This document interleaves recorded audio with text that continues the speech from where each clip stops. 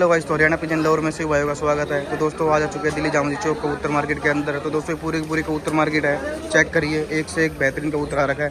दोस्तों जहाँ अच्छे कबूतर देंगे वहीं शौक करवाएंगे। तो वीडियो को जितना हो सके शेयर करना, कमेंट करके बताना कैसे लगे वो कबूतर, ठीक है। और ये देखिए भाई से मिलिए, कबूतर लेके आयो भाई, शौक कराओ फिर। भाई एक खांसी आ गई, यूट्यूब पे फेमस है ले भाई, ये कल्याणपुरी से है भाई। कल्याणपुरी से है। कौन सी नस्ल है भाई ये? ये गोला चेक करिए दोस्तों, क्या मांग रहे भाई इसके? 2000 रुपये। अरे देने वाले बताओ यार। देने वाले तो 800 रुपये देते हैं। चलो ठीक है।